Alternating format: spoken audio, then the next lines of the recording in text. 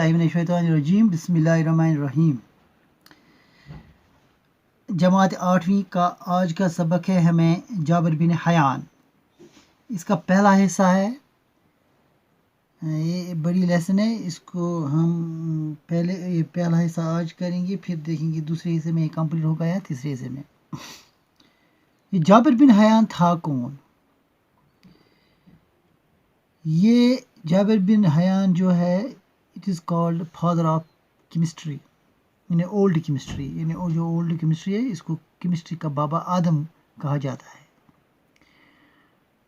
1818 के आसपास कोफे में एक अतार रहा करता था। अतार यानी जो ये क्या करता है, अतर बनाता है। इस अतार का नाम हयान था। जो ये अतार था इसका नाम था क्या? हयान।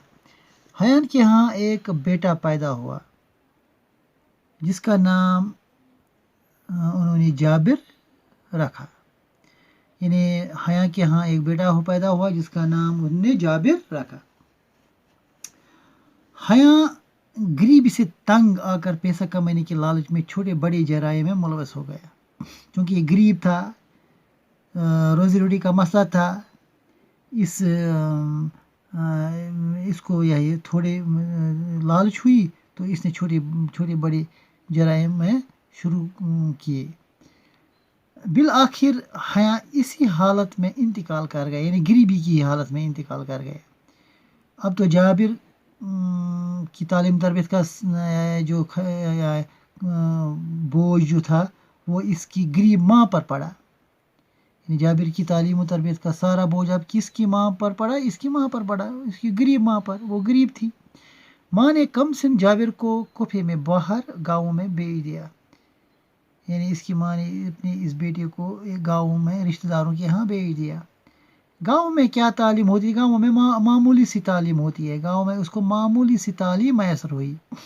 अलबत्ता जाबिर को बेहद शौक़ था, यानी शौक़ था पढ़ने का, कुछ करने का।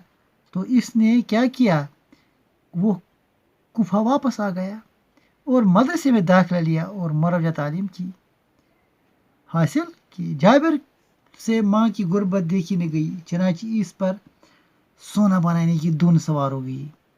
यानी जब इसने अपनी माँ की गरीबी देखी तो इसने कहा कि मैं कैसा काम करूँगा जिससे मुझे बहुत रुपया बनेगा, मैं अमीर बन जाऊँगा। तो इसने कहा कि मैं सोना बनाऊंगा। और इसने मुख्तलिफ़ किस्म की दवाओं पर तजुर्बा शुरू किया।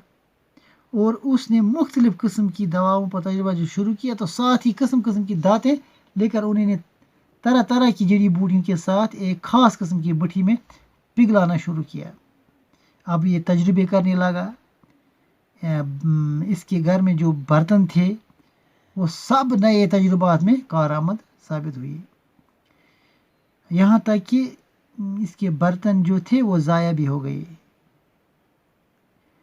ये जाबिर ही था जिसने सबसे पहले हमें बताया कि ठोस चीज़ों को बुखारत में कैसे तब्दील किया जा सकता है।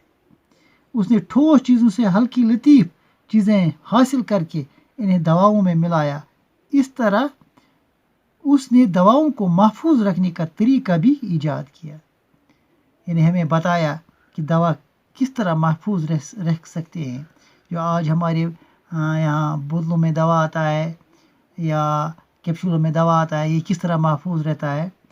तो ये इसी कीमियादान की हमें दीन है, किसी कीमियादान ने हमें ये दिया है, ये ईजाद किया है कि दवाओं को किस तरह महफूज रखा जा सकता है। बाकी वसल्लम, दूसरा हिस्सा हम कल पढ़ेंगे।